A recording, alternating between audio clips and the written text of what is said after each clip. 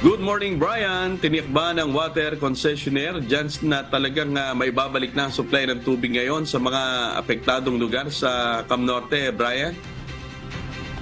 Good morning, amigo. Doon sa huling interview natin, amigo, sa Prime Water Corporation, ayon sa kanila, posibleng mas mapaaga pa ang pagbabalik ng supply ng tubig dito sa probinsya ng Camarines Norte. Sa katunayan, amigo, ilang mga lugar na dito sa bayan ng Daet, partikular dito sa Barangay Alawihaw at Barangay Dugungan, ang bumalik na ang supply ng tubig simula kahapon, August 16. Ayon sa water concessionaire, amigo, puspusan kasi ang ginawa nilang pagsasaayos sa mga natagpuang leak sa main transmission line nito. Mas napabilis din ang pagre-repair ng mga tauhan nito dahil sa maayos na panahon sa lalawigan. Ayon pa sa Prime Water Corp, kung hindi agad na isaayos, maaaring lumaki pa ang 3 leak na natagpuan sa main transmission line nito dahil sa may kalumaan na umano ang mga ito. Posible rin anya na mas marami pang mga lugar ang maapektuhan ng water interruption kung hindi agad ito na isaayos.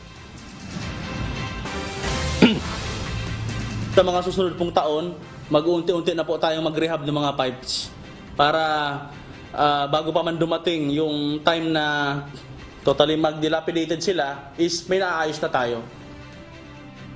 Amigo, kahapon tuloy-tuloy ang ginawang pag-iikot ng mga water truck ng Camarines Norte Water District at Prime Water para mag-supply ng tubig sa mga apektadong lugar sa lalawigan. Samantala, nakikiusap naman ng mga residente sa probinsya na sana'y huwag nang maulit ang nasabing aktibidad dahil malaking abalaan niya ang nangyaring water interruption.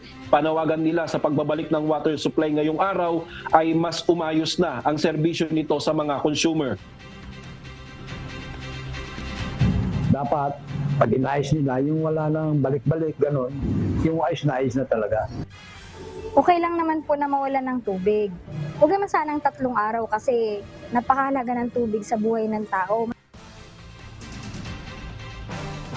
Amigo, inaasahan mamayang alas 8 ng umaga ay babalik na ang supply ng tubig sa 6 na bayan dito sa lalawigan ng Camarines Norte. Amigo. Magandang balita yan, Brian, na maibalik na yung supply ng tubig dyan, bagamat ilang araw ding naantala.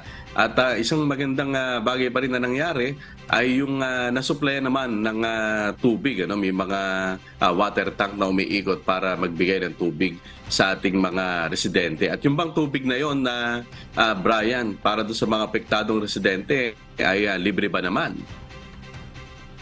Yes, amigo, libreng ipinamamahagi ito ng water concessionaire dito. At bukod doon, meron din silang ipinamamahaging tubig na doon sa kanilang istasyon dito sa Camarines Norte, dito sa bayan ng Daet, para naman doon sa mga inuming tubig na ipinamimigay nila doon sa mga apektadong lugar dito sa probinsya. Ganun din, amigo, kahapon ay tuloy-tuloy ang ginawa nilang pamimigay ng tubig o pag-deliver doon sa mga ahensya naman ng gobyerno gaya ng mga ospital dito sa bayan ng Daet, amigo.